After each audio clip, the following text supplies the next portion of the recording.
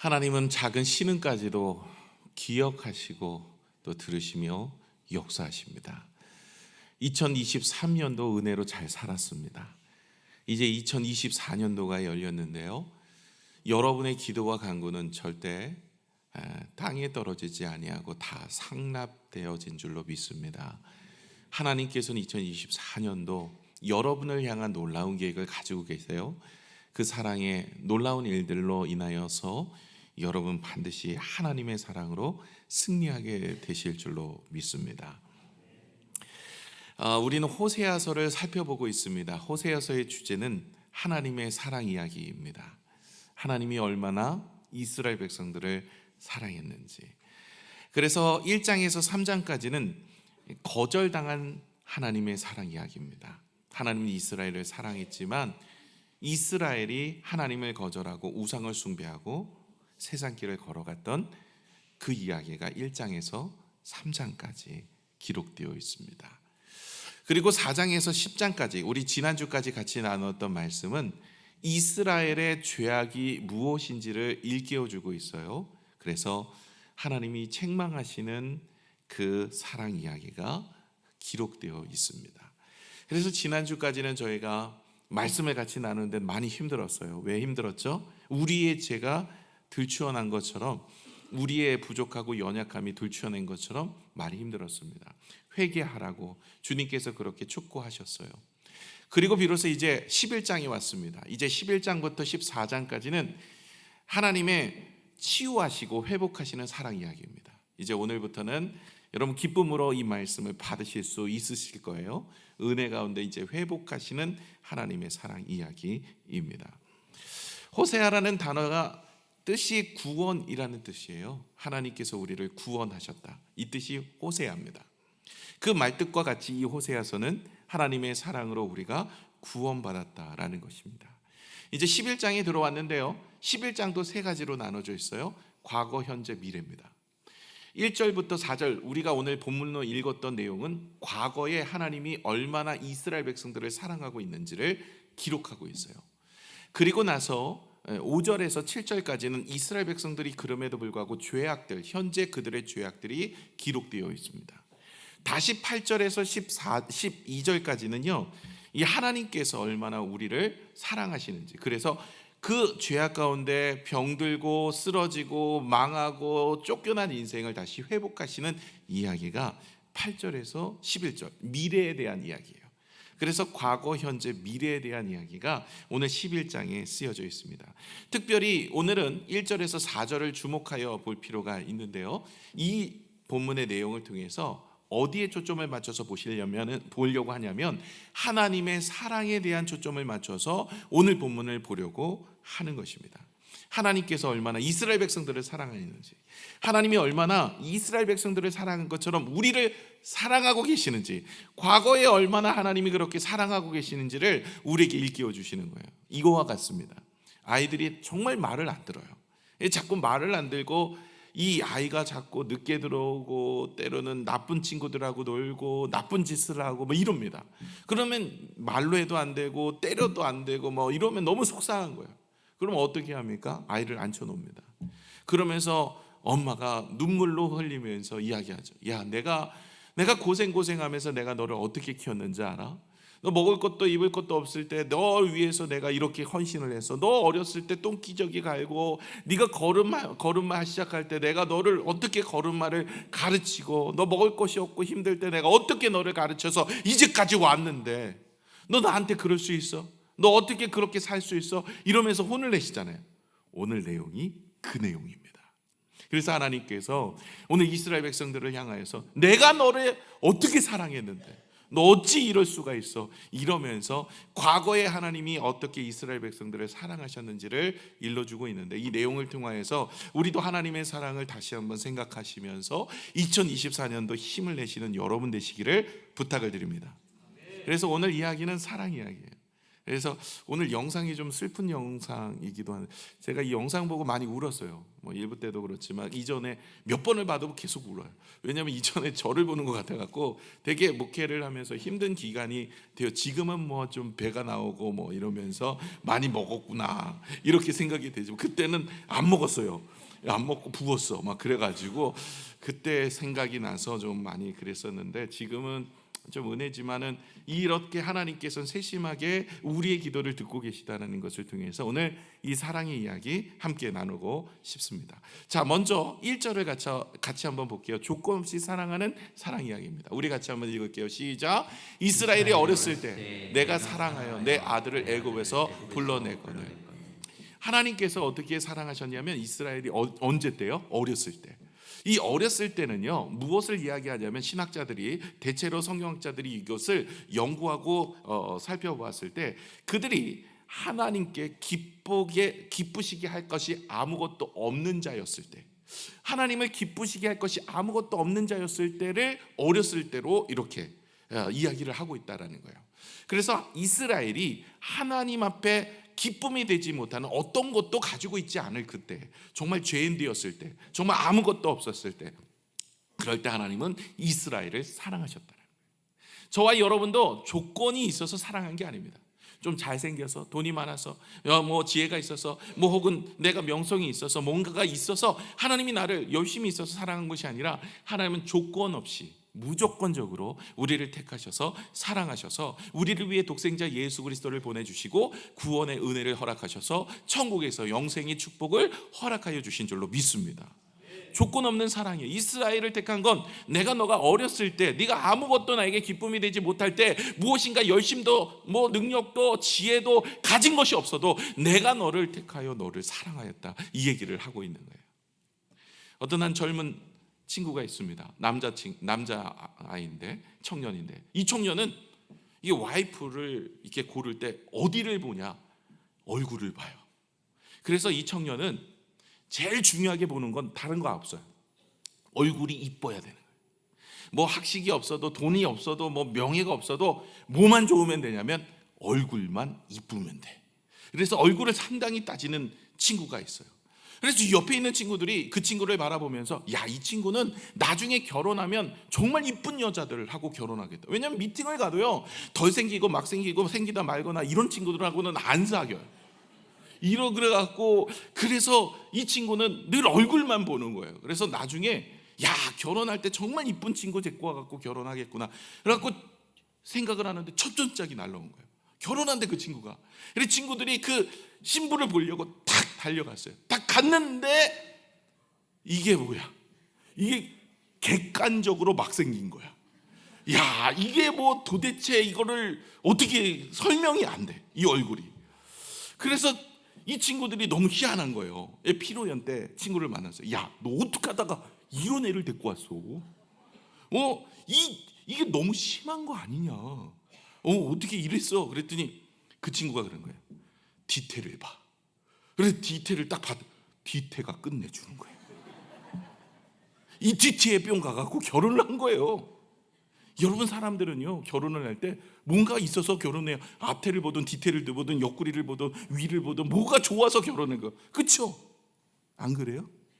여러분 결혼하시면 뭐 남편 뭐가 좋은 거 없으세요? 박효미 집사님? 있죠. 네. 나 뭔가 좋아서 결혼해요. 우리가 볼 때는 별거 아닌 것 같지만 그 사람은 뭔가 좋으니까 결혼하지 막 하지는 않잖아요. 내 한번 막 살아봐야지. 그리고 남편하고 아내하고 결혼하는 분은 아무도 없잖아요.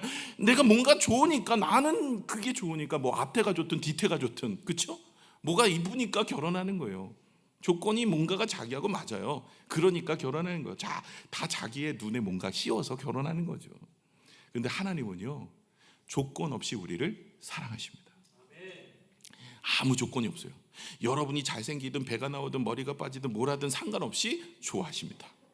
하나님은 여러분이 과거에 어떤 일을 하든 어떤 삶을 살든 어떤 모습으로 있든 여러분을 향한 하나님의 사랑은 변함이 없는 줄로 믿습니다. 우리가 죄인 되었을 때부터 우리를 위해서 그 사랑이 있어서 우리의 죄를 대속하기 위해 그의 독생자 아들 예수 그리스도를 보내시고 우리의 죄를 위해 십자가에 달려 돌아가시고 누구든지 믿기만 하면 구원에 이를 수 있도록 그 사랑은 우리를 향하여서 변함이 없습니다. 하나님께서 저를 바라봤을 때 어땠을까? 저도 생각을 해봤어요. 하나님이 도대체 나를 무엇을 무엇을 기뻐하실까? 보니까 이게 함량 미달이에요. 제가 이게 하나님 앞에 기뻐할 만한 무엇이 없더라고요. 그런데 하나님께서는 저를 택하셔서 하나님의 일들을 감당할 수 있도록 또 하나님께서 자녀 삼아주시고 복을 많이 주셨다라는 생각을 해보게 됩니다. 이스라엘 백성들도 마찬가지였습니다. 이스라엘 백성들이 정말로 하나님 앞에 사랑받을 만한 그런 요인을 가지고 있었냐? 수적으로 좀 많았느냐 민족이? 아니요, 그렇지 않아요. 연약하였어요. 도덕적으로 열심히 있었느냐? 참 열심히 정말 성실하게 살았느냐? 그것도 아니에요. 또 자질적으로나 주변 나라들보다도 좀 나은 모습이 있었느냐? 주변 나라들, 이방들보다? 아니요, 없었어요. 하나님은 그럼에도 불구하고 전적인 선택입니다. 하나님께서는 조건이 없고 아무것도 아닌 하나님의 전적인 선택이에요. 아무것도 아닌 하나님 앞에 기쁨이 되어질 만한 것이 아무것도 없음에도 불구하고 선택하여 주셔서 은혜를 베풀어 주셨다는 거예요.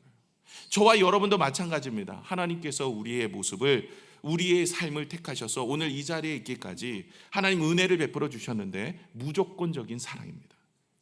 그 사랑이 여러분 안에 있기 때문에 여러분 2024년도 염려하지 마세요. 하나님은 여러분을 끝까지 놓지 않으시는 줄로 믿습니다.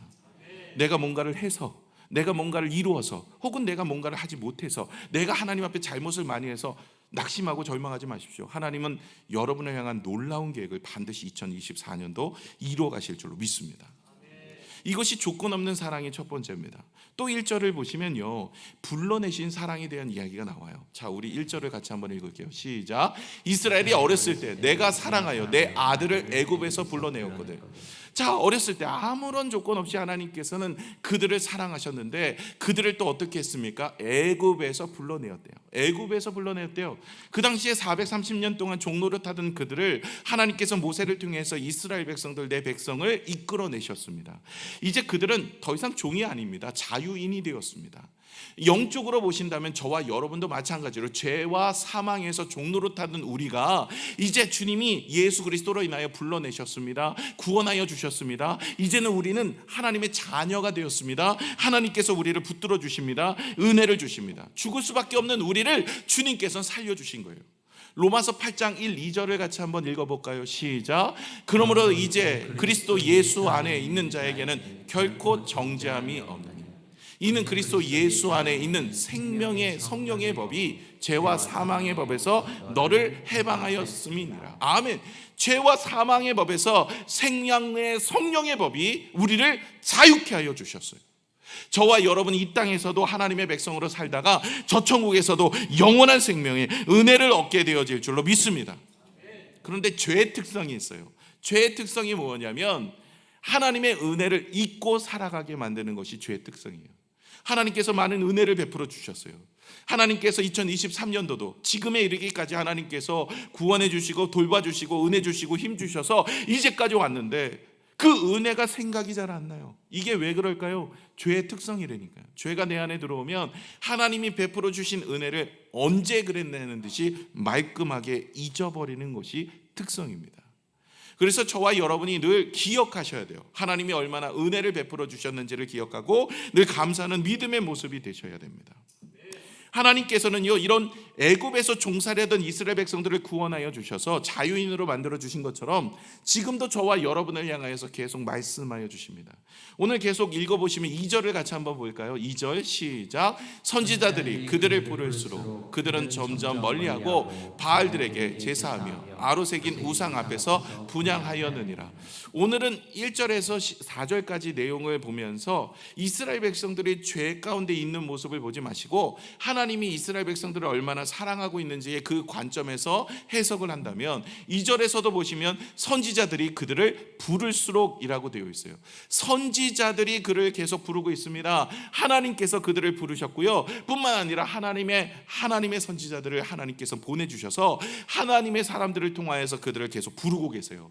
잘못된 길을 가거나 문제 있는 길을 가거나 그리고 가는 길에 있어서 넘어지고 쓰러지는 그 길에서 주님은 계속 부르고 계시는 거예요. 저와 여러분의 인생도 성령께서 계속 부르고 계셔서 하나님께서 이 땅에 사는 동안 죄 가운데 사망 가운데 음침한 길 가운데 우리가 거닐 때 주님이 부르시고 하나님이 복을 주시고 은혜 주셔서 바른 길로 인도하여 가시더라는 것이죠.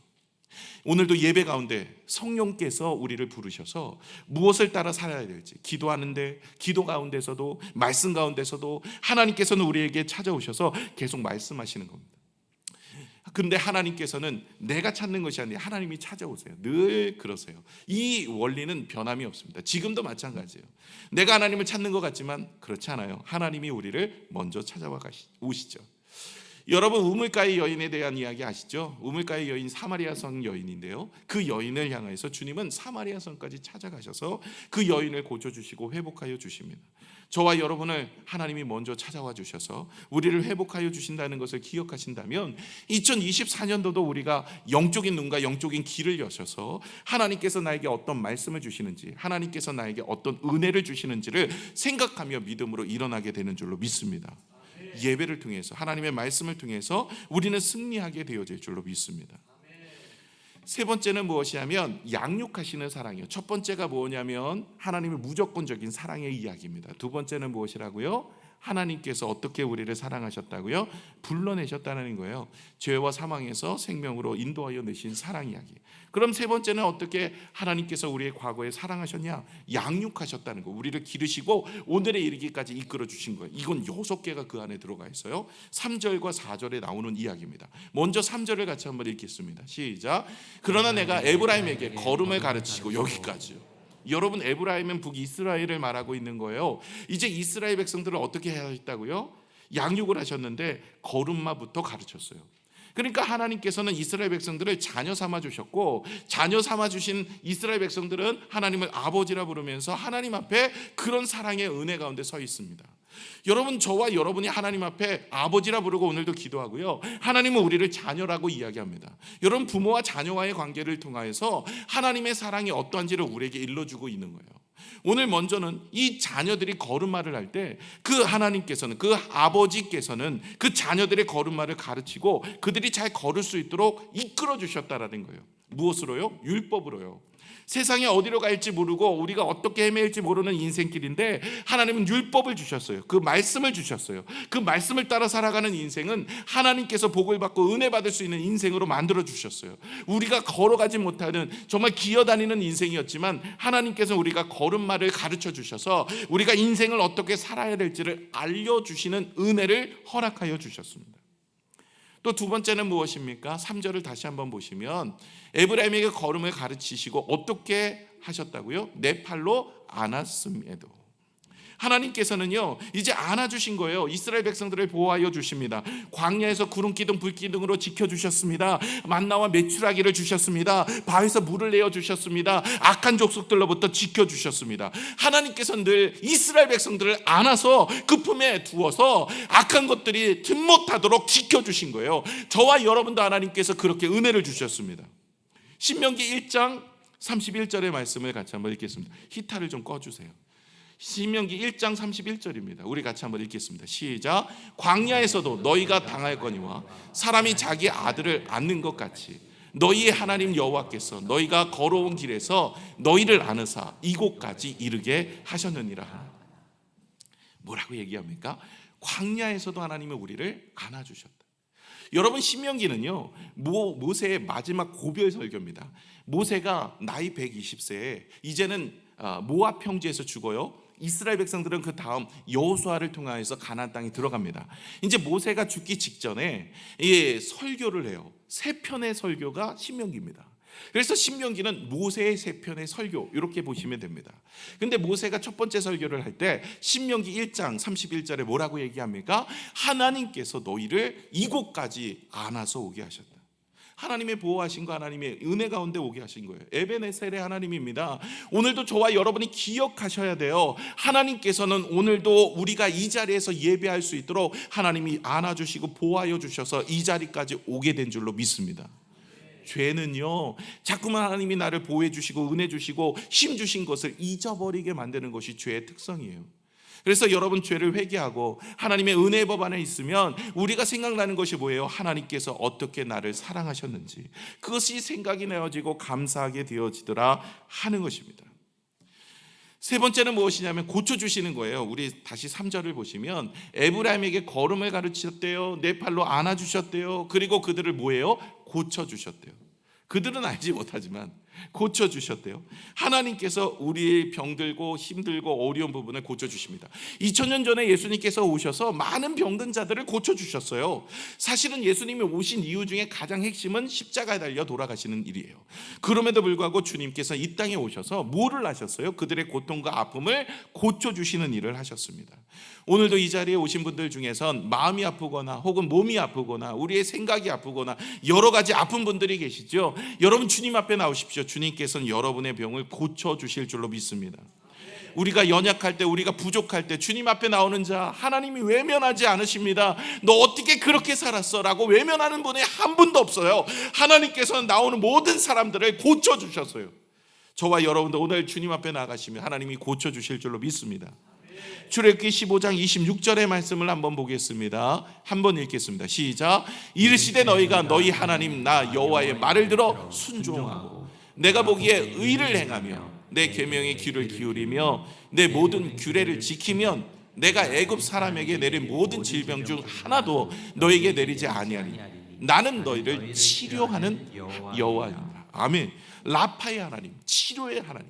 저와 여러분의 하나님은 우리의 병들고 아프고 힘든 것을 치유하여 주십니다. 뿐만 아닙니다. 우리 육신의 치유뿐만 아니라 영혼의 죄 치유를 허락하시는데 마태복음 9장 12, 13절을 같이 한번 읽어볼까요? 시작.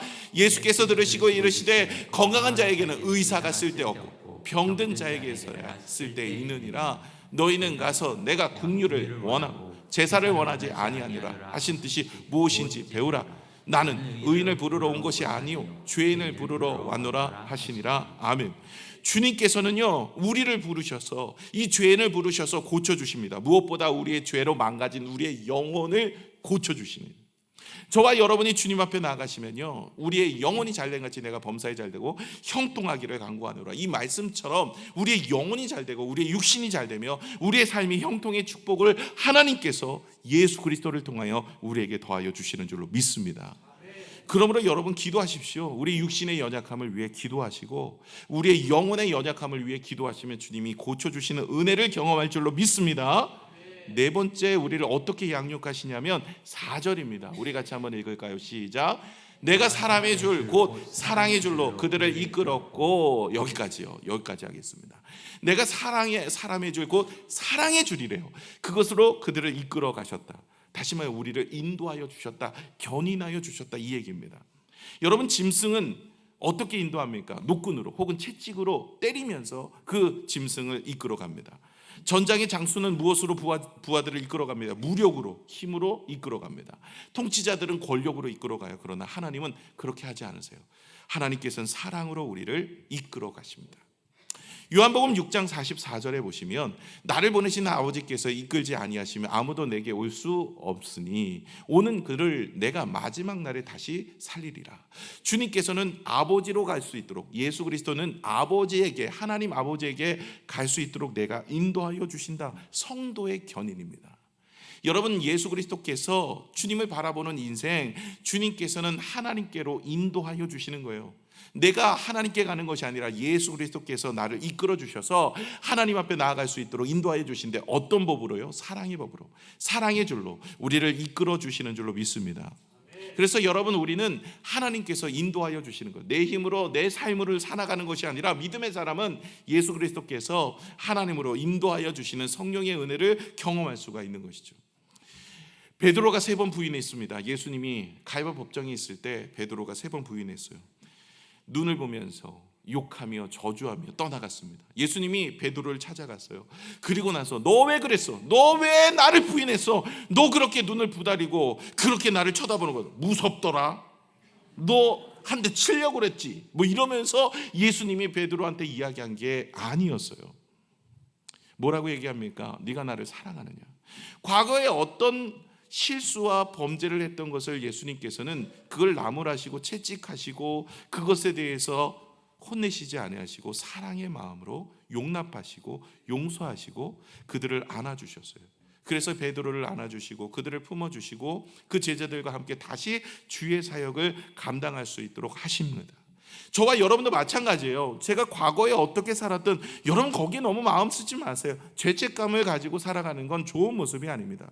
물론 죄가 생각나거든 회개하는 것은 좋습니다만은 우리가 그 죄가 예수 그리스도의 십자가의 피로 완전히 씻음 받았다는 것을 의심하지 마세요. 오직 주님의 말씀을 따라 살아가는 인생이 되세요. 그러면 하나님께서 우리의 인생을 붙들어 주실 줄로 믿습니다. 여러분, 이것을 하나님의 사랑이에요. 우리가 사랑의 줄로 우리를 인도하여서 아예 하나님 앞으로 나아갈 수 있도록 인도하시는 분이 바로 예수 그리스도이십니다. 다섯 번째는 4절인데요. 또 보시면 그들이 사랑의 줄로, 예수님이 사랑의 줄로 그들을 하나님께로 인도하였을 뿐만 아니라 그들에게 대하여 그의 목에서 뭐를 벗겼대요? 멍에를 벗겼다라고 이야기합니다. 여러분, 멍에가 뭘까요? 죄와 사망으로부터 우리가 얽매여져 있었던 우리의 인생의 고통이에요. 우리의 고난이요, 우리의 무거운 짐입니다. 어찌 보면 우리의 십자가 같은 그런 아픔일 수 있어요. 그것을 벗겨내셔서 이제는 자유의 몸으로 인도하여 주셨습니다.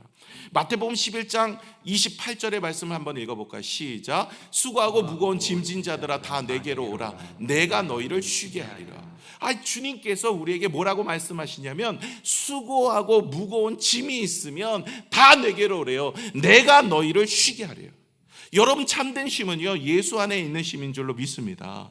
여러분의 문제, 여러분의 어려움 다 가지고 주님 앞에 나오시면 하나님이 은혜 주실 줄로 믿습니다. 예전에 제가 여러분에게 예화로 말씀을 드린 적이 있었는데, 초기 때 우리 선교사님들이 들어오셔서 다는 아니지만 몇 명의 선교사님은 차를 타고 차 운전을 하면서 시골에 복음을 전했나 봐요.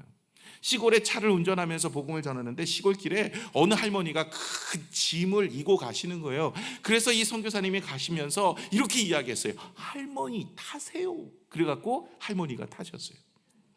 할머니가 타셨는데 뒤를 돌아보니까 낑낑거리고 짐을 아직도 이고 계시는 거예요. 그래갖고 선교사님이 얘기합니다. 할머니 짐 내리세요. 그렇게 얘기하는데 할머니가 뭐라고 얘기하시냐면, 아이고 태워주는 것만 해도 고마운데 어떻게 짐까지 맡겨요. 되게 미련해 보이지만 우리의 모습일 수 있어요. 하나님 구원해 주신 것도 감사한데 내 짐까지 어떻게 맡겨요. 여러분, 주님이 뭐라고 말씀하십니까? 수고하고 무거운 짐진 자들 다 내게로 오라. 내가 너희를 쉬게 하리라. 주님이 우리의 육신의 짐, 우리의 삶의 짐, 우리의 어려움의 짐, 우리의 문제 짐, 우리의 세밀한 음성까지도 들으셔서 하나님께서는 우리에게 은혜를 베풀어 주실 줄로 믿습니다. 오늘 영상을 통해서 최 목사님이 휴게소에서 눈물로 기도하고 있는 그 세밀한 음성을 주님이 들으시고 그에게 찾아가셔서 사람을 보내서 그 엘리야에게 까마귀를 통해서 먹이신 것처럼 하나님께서 그를 채워주시고 먹이신 것처럼 우리 인생도 마찬가지입니다. 여러분, 하나님께서 우리의 멍에를 벗기시고 우리의 수고하고 무거운 짐을 벗기시고 은혜를 주시는 줄로 믿습니다. 마태복음 11장 29, 30절을 읽겠습니다. 시작. 나는 마음이 온유하고 겸손하니 나의 멍에를 메고 내게 배우라. 그리하면 너희 마음이 쉼을 얻으리니 이는 내 멍에는 쉽고 내 짐은 가벼움이라 하시니라.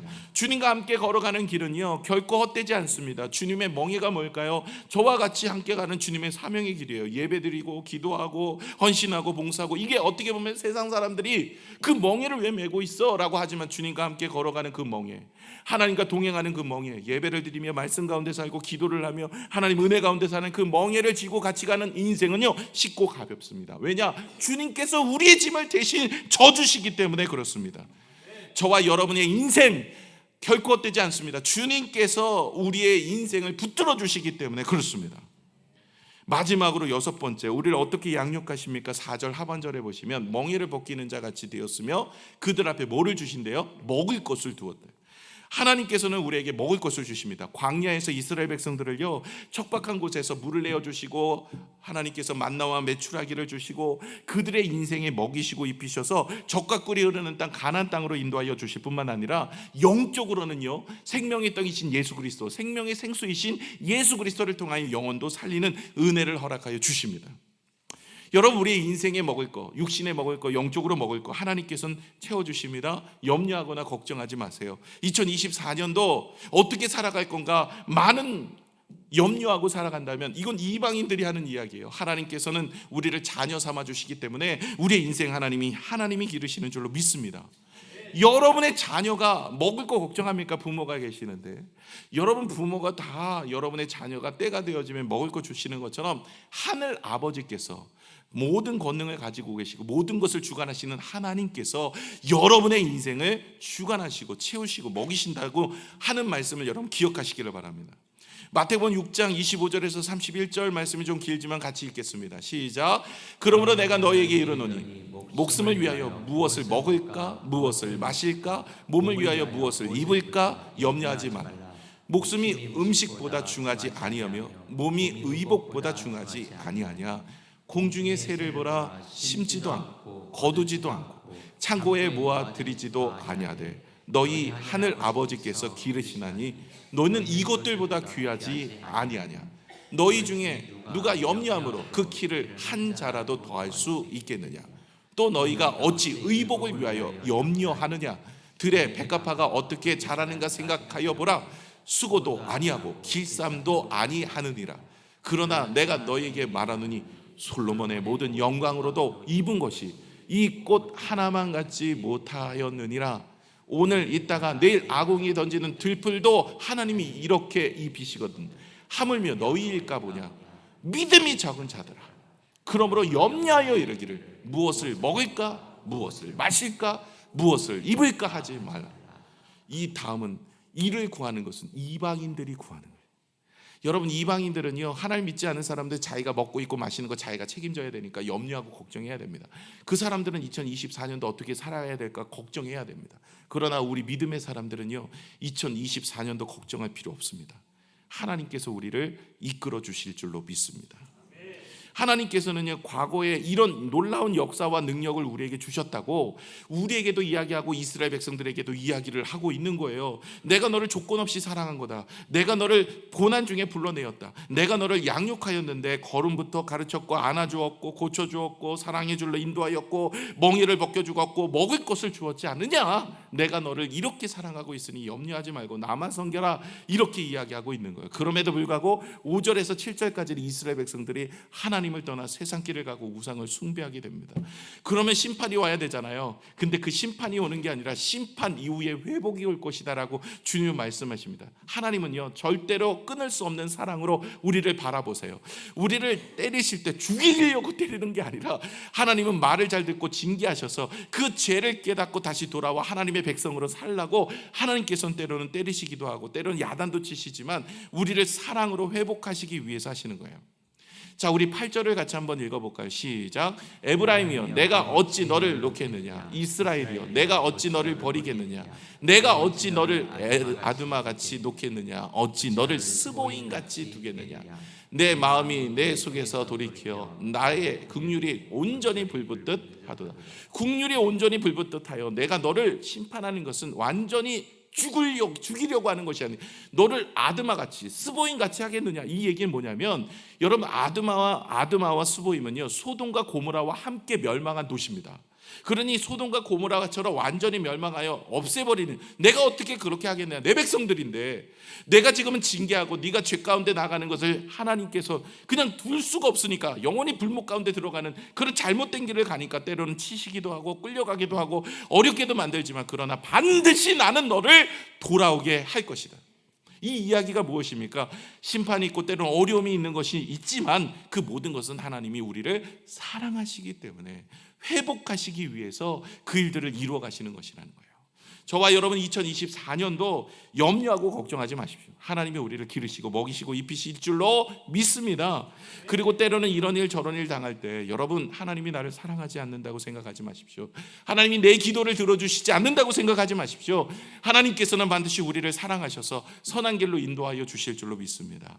10절 11절을 같이 한번 읽어볼까요? 시작. 그들은 사자처럼 소리를 내시는 여호와를 따를 것이라. 여호와께서 소리를 내시면 자손들이 서쪽으로부터 떨며 오되 그들은 애굽에서부터 새같이 아수르에서부터 비둘기같이 떨며 오리니 내가 그들의 집에 머물게 하리니 나 여호와의 말이니. 다시 돌아오고 회복하겠다라고 하시는 하나님의 말씀인데, 나 여호와의 말이래요. 반드시 내 이름을 걸고 지키겠다라는 것입니다. 여러분, 하나님은 우리를 죄 가운데 머물러 있게 하지 않으십니다. 영원히 죽을 수밖에 없는 죄 가운데, 불목 가운데 들어가는 우리를 예수 그리스도를 보내주셔서 구원하여 주십니다. 인도하여 주십니다. 먹여주십니다. 입혀주십니다. 이끌어주십니다. 그리고 끝까지 사랑하십니다. 때로는 죄 가운데 넘어질 수 있습니다. 부족함으로 쓰러질 수 있습니다. 그러나 그대로 놓아두지 않으시고 우리를 안으셔서 하나님의 은혜 가운데 세워주실 줄로 믿습니다. 여러분, 2024년도가 그런 해가 될 줄로 믿습니다. 오늘은 돌아가실 때 환한 얼굴로 돌아가시겠죠. 제 지난주까지 힘들었어요. 회개하라는 말씀이었잖아요. 야, 회개하십시오. 이 죄 여러분의 죄 아닙니까? 저도 힘들었어요. 근데 이번 주부터는 하나님이 회복해 주십니다. 하나님 은혜 주십니다. 이제 돌아가실 때 그 눈빛이 달라질 것을 제가 바라봅니다. 여러분, 이사야서 41장 13절 우리 같이 한번 읽어볼까요? 시작. 이는 나 여호와 너희 하나님 내 오른손을 붙들고 내게 이르기를 두려워하지 말라 내가 너를 도우리라 할 것입니다. 두려워하지 마십시오. 하나님의 어려운 오른손이 우리를 붙드십니다. 여러분, 하나님이 잡으실 때 아까 영상에서도 나오는데 이렇게 잡으신대. 하나님이 우리를. 여러분, 사람이 놔도요 하나님은 놓지 않으세요. 하나님은 여러분을 끝까지 붙들고 있다는 것을 잊지 마십시오. 여러분, 하나님 버리지 않으십니다. 외면하지 않으십니다. 로마서 8장 39절 읽어보겠습니다. 시작. 높음이나 깊음이나 다른 어떤 피조물이라도 우리 주 그리스도 예수 안에 있는 하나님의 사랑에서 끊을 수 없으리라. 하나님의 사랑에서 끊을 수 없습니다. 하나님은 한번 사랑하면 끝까지 사랑하시는 거예요. 시편 94편 14절 읽고 마치겠습니다. 한번 읽겠습니다. 시작. 여호와께서는 자기 백성을 버리지 아니하시며 자기의 소유를 외면하지 아니하시리로다. 세밀한 음성을 들으시고 2024년도는 반드시 하나님께서 우리의 인생을 붙드셔서 여러분의 기도를 들으시고 여러분의 간구를 들으시고 여러분의 인생을 이끌어내실 줄로 믿습니다. 감사드립니다. 함께 기도하겠습니다.